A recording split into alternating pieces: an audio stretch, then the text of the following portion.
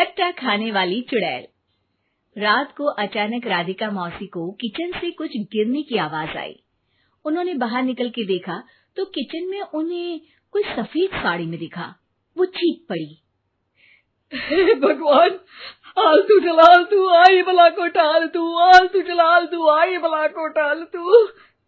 राधिका मौसी को चीखते सुनकर श्रवण बाहर आता है भागते हुए। अरे माँ, क्या हुआ? क्या देख लिया? दादी माँ आ गई क्या सपने में? अरे बेटा, रसोड़े में देख तो कौन है?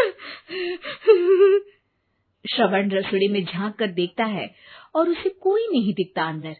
अब रसोड़े में तो कोई नहीं है माँ। कोई सफेद साड़ी में नहीं है क्या? नहीं माँ, कोई भी नहीं है। चिल्लम चिल्ली की आवाज सुनकर काजल भी वहां आ जाती है। अब क्या हो गया माँ जी? अरे बेटा, रसोड़े में एक चुड़ैल थी सफेद साड़ी में। अरे क्या कर रही थी वो अंदर? अरे बताया नहीं, कल आएगी ना तो पूछ लूंगी। चुड़ैल जी, आपका क्या प्लान है? माँ जी, रात बहुत हो गई है, आपने कोई बुरा सपना देखा होगा, चलिए सो जाइए। राधिका मौसी सोने तो चली जाती है पर उनको रात भर नींद ही नहीं आती। वो कुछ भी उलझुल बातें सोचने लगती है।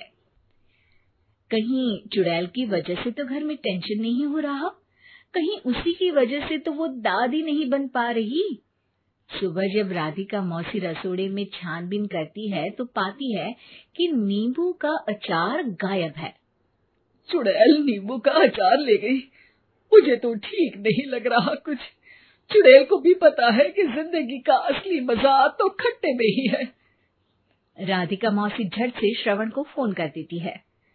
बेटा, मुझे समस्या समझ में आ गई है, हमें एक तांत्रिक की जरूरत है। अरे क्या बोल रही हो माँ, तांत्रिक की क्या जरूरत है? आप पूजा पाठ तो कर ही रही हो ना। आलतू जलालतू मंत्र सारे फालतू जैसे कुछ मंत्र पढ़ो, चली जाएगी अपने आप चुड़ैल। अरे नहीं बेटा, कभी चुड़ैल को कम नहीं समझते। अरे तुझे पता भी नहीं चलेगा कि कभी वो छल करके काजल की जगह घर की बहू खुद बन जाएगी। क्या माँ, कुछ भी बोल रही हो? कहाँ काजल और कहाँ चुड़ैल? वैसे एक बात बताओ, काजल को अगर गाने के लिए बोल देना तो चुड़ैल काजल की आवाज सुनकर घर तो क्या, धरती लोग छोड़कर चली जाएगी। तुम ना पढ़े लिखे बच्चे हर चीज को मजाक समझते हो। तुम रहने दो, मैं खुद ही तांत्रिक को बुला लेती हूँ। अच्छा सुन, शाम को इमली लेके आना। क्या है कि चटनी खाए बहुत दिन हो गए है ना? नहीं माँ, इमली तांत्रिक से ही मंगवा लो ना, आटा वगैरह भी उसी से पिसवा लेना। देखो मुझे काम करना है। श्रवण रात को कई तरह की सब्जियों के साथ माँ के कहने पे चटनी के लिए इमली भी ले आया था, लेकिन राधिका मौसी के दिमाग में अलग ही फिल्म चल रही थी। उन्हें अब सिर्फ शक ही नहीं यकीन होने लगा था कि शायद चुड़ैल ने श्रवण पर अपना जाल बिछा दिया था, जिस वजह से श्रवण उनकी बात ही नहीं मान रहा था। पर कोई नहीं, आने वाली रात में राधिका मौसी खुद तैयार हो गई चुड़ैल को पकड़ने के लिए। रुद्राक्ष की माला, तुलसी का पत्ता, हनुमान चालीसा सब हाथ के पास ही था, बस चुड़ैल का इंतजार था। और जैसा राधिका मौसी ने सोचा था वैसा ही हुआ। वो चुड़ैल उस रात भी आई, पर वो राधिका मौसी से तेज निकली और राधिका मौसी के उससे पकड़ने के पहले ही वो भाग खड़ी हुई।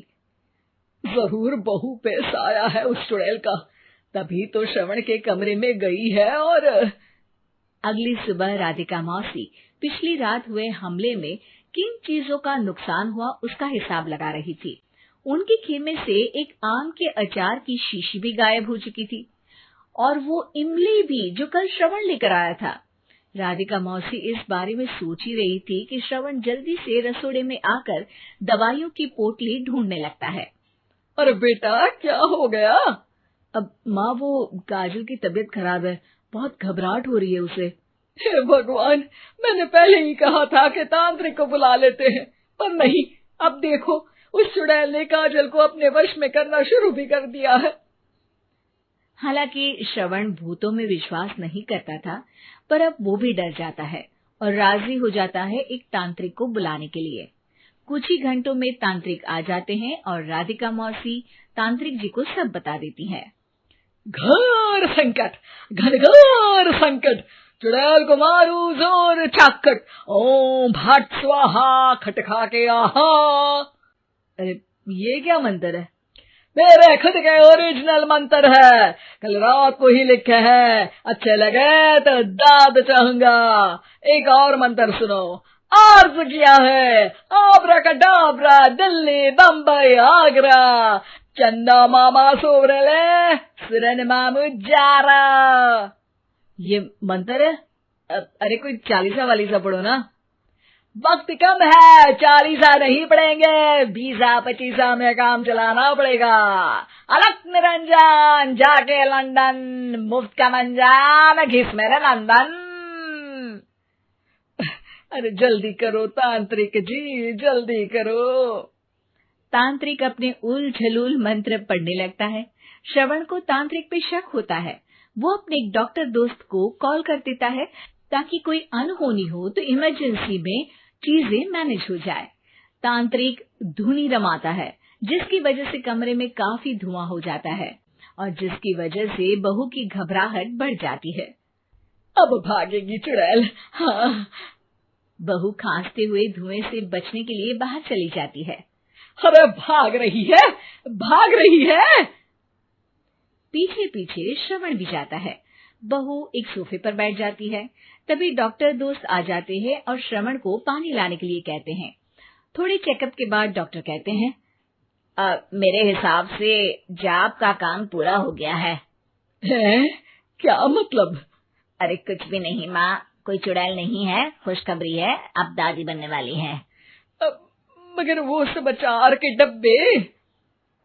श्रवण दोनों अचार के डब्बे अपनी माँ को दिखाता है, जो कि उनके बिस्तर के नीचे छुपे हुए थे। आपने सही बोला था माँ, वो चुड़ैल काजल ही थी जो खट्टा खा रही थी। हमें कल ही पता चला, पर हमने आपको ये तांत्रिक वाला काम करने दिया ताकि आपको भरोसा हो जाए कि भूत वगैरह कुछ होता ही नहीं। अच्छा अच्छा, ये तो बड़ी खुशी की बात है, पर बेटा मुझे एक झाड़ू तो ला दे। क्यों माँ? ये तांत्रिक का भूत उतारती हूँ मैं। अब तांत्रिक राधा मौसी के डर से घर से भाग निकलता है और राधा मौसी उसके पीछे भागती है। अरे संकट ये घनघोर है, तांत्रिक मुआ चोर है।